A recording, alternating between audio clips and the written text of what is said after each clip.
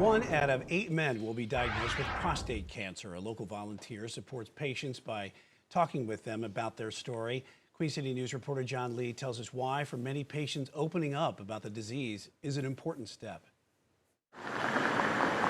We're trying to make more awareness. In this building, up on the 3rd floor, folks are often at a loss for words. Talking to a stranger, I think, is a lot easier for a lot of men. Bob Lane takes empathy to another level. It's an open door for them that they didn't realize was even available. 2 days a week, he pulls up a chair in the elevator lobby outside Urology Specialists of the Carolinas. He knows someone dies of prostate cancer every 15 minutes. He sits out there and just waits for people to come by and say, "Hi, Bob." Jeffrey Wild first sat down with him a few months ago. Jeffrey, good to see you. It's great to see you as well. It's not a death sentence. It's not going to be what takes you out. For patients at the Advanced Prostate Cancer Clinic, the diagnosis is overwhelming. It's a ton of bricks to hear, having been on the receiving end of it, I know that. But the number 2 cancer killer in the country, far surpassing anything else, is prostate cancer. I did not know that. Nobody knows that. The stats and the chat assure Jeffrey that he's not alone. I was sitting there holding my 18-month-old baby, feeding him at 6 o'clock in the morning when the doctor called. I was diagnosed about 5 years ago, and I've been cancer-free ever since. I think it's great that you're not dealing with prostate cancer right now. I think that's a number one.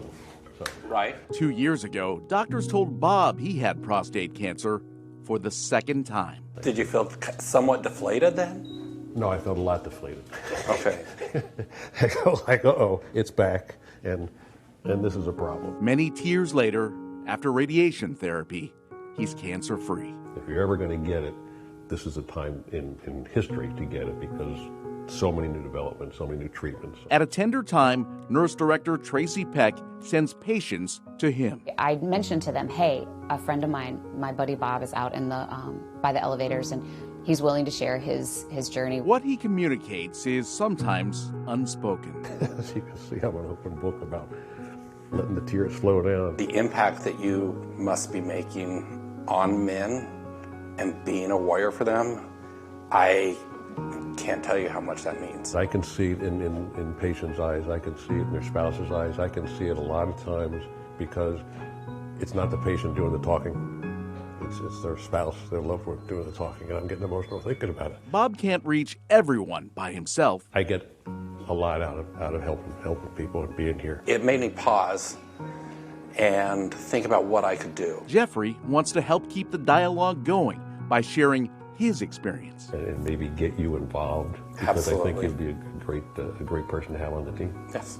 Super. I would love to be part of it. Every interaction builds community. And this is thinking totally big picture. This 3rd floor is a chance to get in on the ground level of an important conversation.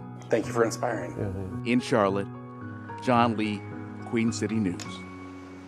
According to the nonprofit Zero Prostate Cancer, nearly 35,000 men are expected to die of the disease this year. Experts say early detection is vitally important. For more info, go to qcnews.com.